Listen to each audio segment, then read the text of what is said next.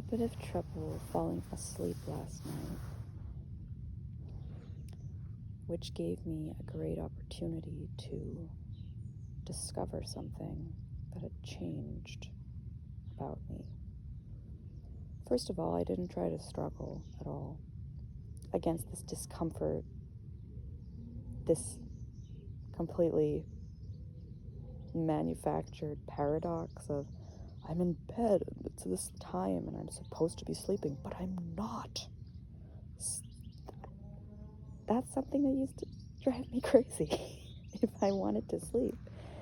And I couldn't at the time that was designated for that. It was a bit of a crisis. I would lay there and then thoughts, of course, and feelings and things would come up that were not conducive to sleeping.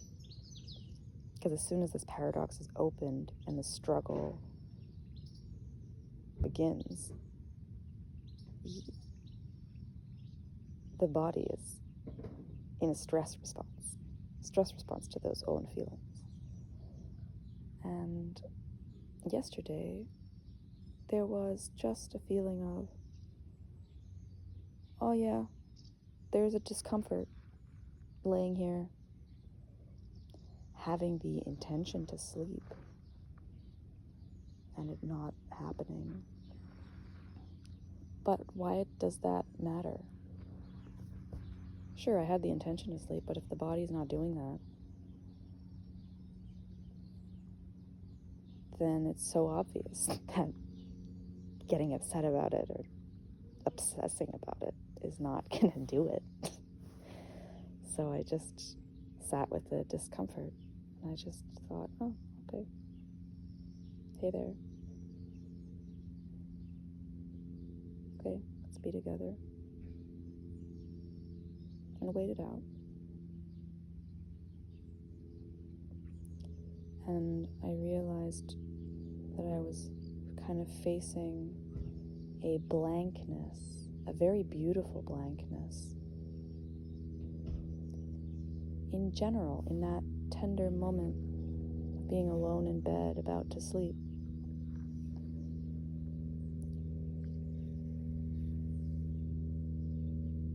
That moment in which fantasies have a fantastic window of opportunity to really get in there and grab a hold and use our sleepiness, cuddliness, comfortableness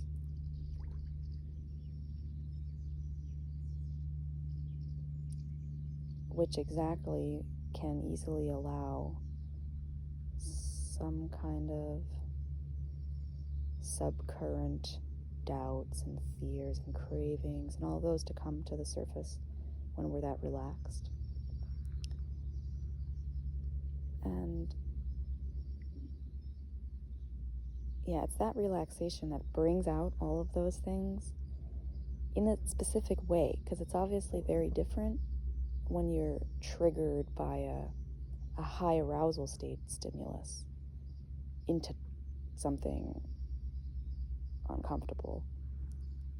There's a huge stress, and then you react, and then this is a completely different thing.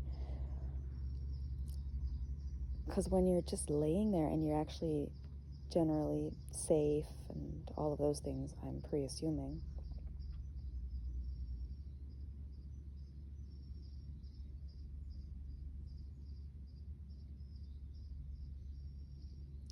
then there's a very different stickiness those things can have, because when doubt or anger or fear and loneliness, all these kinds of things, when they are not fueled with the high arousal of some kind of other emotion or some kind of just high arousal state, they have very long, thin tendrils and tentacles that can come out into that window of opportunity and really grab onto you.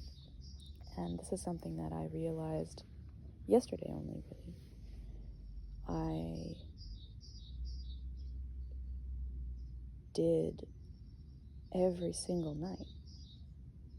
There was never a night laying there where I didn't have some kind of fantasy or something imagined taking me away from where I actually was, how I actually was, into some idealized, better version.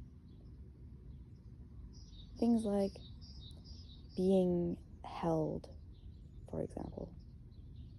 Because the bed is already kind of doing that, so it's easy to think in that direction. It's easy to just follow that kind of path. And yesterday I realized, or there was just no subtle also, no inclination to do that.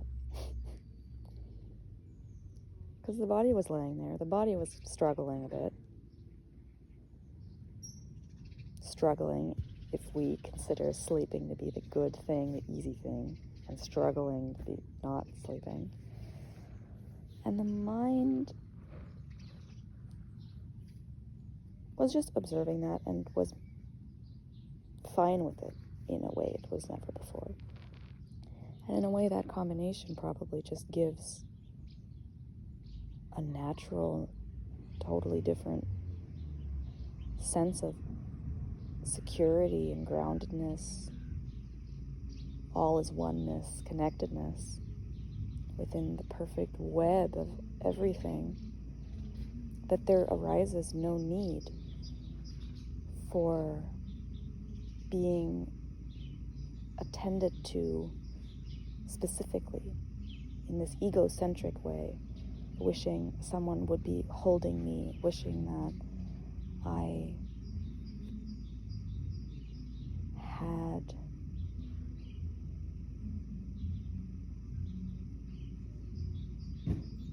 something I don't in that moment. Again, just creating a fantasy that you think, that you judge better than the reality, and then constantly between the two of them, living in this space of the discrepancy, kind of drawn to the beautiful thing, but the more you think about it, the more it's apparent how it's not what it actually is. And in that sense, even if it was a thought that very innocently tried to comfort the body, or comfort the mind, or just comfort whatever it thinks it is, it's not helping at all. It's only highlighting the insufficient quality of the now, of the moment. And yesterday was another big step in seeing how